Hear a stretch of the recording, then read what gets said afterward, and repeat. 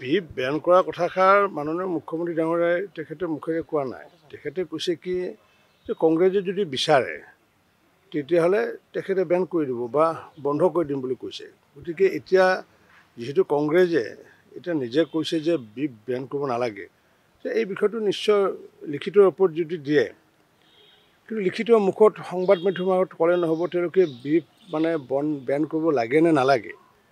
হয় লাগে যদি লাগে বুলি লিখিতভাৱে দিয়ক, নালাগে যদিও তেওঁলোকক লিখিতভাৱে দিলে মুখ্যমন্ত্ৰী ডাঙৰীয়াই এইটো এটা সিদ্ধান্ত লোৱাত সহজ হ'ব, কাৰণ কিয় কেবিনেটত এই বিষয়ে আলোচনা কৰিব পাৰিব।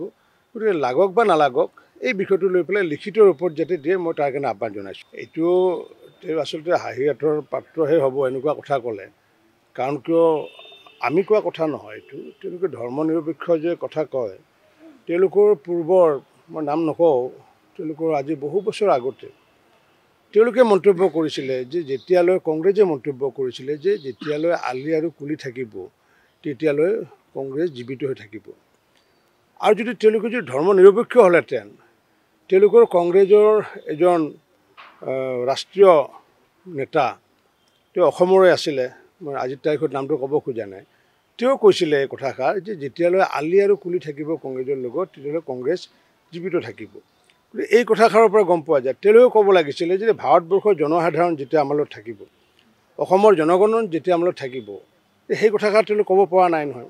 আমিহে ক'ব পাৰোঁ যে অসমৰ জনসাধাৰণ ভাৰতক ভাল পোৱা, ভাৰতৰ স্বাভিমানী ব্যক্তি, অসমীয়া স্বাভিমানী ব্যক্তি যেতিয়ালৈ থাকিব, ভাৰতত থাকিব, অসমত থাকিব, তেতিয়ালৈ ভাৰতীয় জনতা পাৰ্টি থাকিব। আমি এই কথাষাৰে কওঁ যে ভাৰতীয় কৃষ্টি সংস্কৃতিক ভাল পোৱা, ভাৰতীয় স্বাভিমান থকা, অসমীয়া কৃষ্টি সংস্কৃতিক ভাল পোৱা, অসমীয়া স্বাভিমান থকা যিসমূহ ব্যক্তি যেতিয়ালৈ থাকিব তেতিয়ালৈ ভাৰতীয় জনতা পাৰ্টি, অসম গণ পৰিষদ বা UPPL বা মিত্ৰ গোষ্ঠী আমাৰ লগত থাকিব বা আমি থাকি যাম।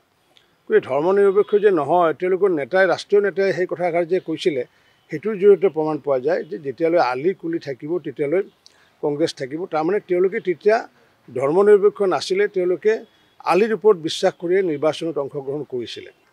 জিলা সভাপতিয়ে যিটো সিদ্ধান্ত দিছে সেইটো সিদ্ধান্ত দলৰ সিদ্ধান্ত। গতিকে এই বিষয় লৈ পেলাই দলে যিহেতু এটা সিদ্ধান্ত দিছে তাত মোৰ ক'বলগীয়া একো নাই। যিহেতু অভিভাৱক মন্ত্ৰী, মই চৰকাৰী কাম কাজবোৰ চাওঁ, গতিকে দলৰ কাম কাজবোৰ যিহেতু দলে চায়, নিশ্চিত ৰূপত আগন্তুক দিনত পুনৰ এই বিষয়টো লৈ পেলাই তেওঁলোকে জিলা সমিতিয়ে সিদ্ধান্ত লৈছে। আৰু ৰাজ্যিক সমিতিয়ে যিহেতু কৈছে যে ৰাজ্যিক পৰ্যায়ত কোনো ধৰণৰ আমাৰ এলায়েন্স নহয়, আমি পূৰ্বতো এলায়েন্স নোহোৱা কথাষাৰ মই যেতিয়া সভাপতি আছিলোঁ, পঞ্চায়তত অকলে নিৰ্বাচন খেলিব লাগে বুলি ময়ে প্ৰথম বঙাইগাঁৱত আহি পেলাই কৈছিলোঁ। যেতিয়া দলৰ মই দায়িত্ব লৈছিলোঁ 2016 চনত লৈছিলোঁ, আৰু 2017 চনত আমাৰ বঙাইগাঁৱৰ পুথিভঁৰালত ময়ে প্ৰথম প্ৰস্তাৱক এইটো আছিলোঁ। আৰু অনুৰূপভাৱে মই অসম গণ পৰিষদকো তেতিয়া আহ্বান জনাইছিলোঁ যে তেওঁলোকে অকলে ইলেকশ্যনত অংশগ্ৰহণ কৰিব লাগে। আৰু মোৰ যুক্তি এইটো আছিলে যে পঞ্চায়ত নিৰ্বাচনটো যিহেতু হৈছে সংগঠন শক্তিশালী কৰা এটা মূল আহিলা, গতিকে আমি যিহেতু মিত্ৰজোঁট, আমাৰ মিত্ৰজোঁট ভাৰতীয় জনতা পাৰ্টীৰ সংগঠনৰ যদি ক'ৰবাত লেকুনা আছে পঞ্চায়ত নিৰ্বাচনৰ পিছত ঠিক কৰিব পৰা যাব। অসম গণ পৰিষদৰ যদি ক'ৰবাত লেকুনা আছে পঞ্চায়ত নিৰ্বাচন ঠিক কৰিব পৰা যাব। যিহেতু 2026ত যিহেতু আমি একেলগে অংশগ্ৰহণ কৰিমেই, আৰু যিহেতু ইতিমধ্যে পঞ্চায়ত যিহেতু আমি ৰাজনীতি মুক্ত হিচাপে আমি ইতিমধ্যে ঘোষণা কৰিছোঁ, যিহেতু পঞ্চায়তৰ যিমানবোৰ ৱাৰ্ড সদস্য হ'ব বা পঞ্চায়ত প্ৰেচিডেণ্ট হ'ব, তাত কোন বিজেপি, কোন AGP, কংগ্ৰেছ, UDF বুলি কোনো তাতে মাৰ্কা নাথাকিব। সকলোৱে যিহেতু ইণ্ডিপেণ্ডেণ্ট।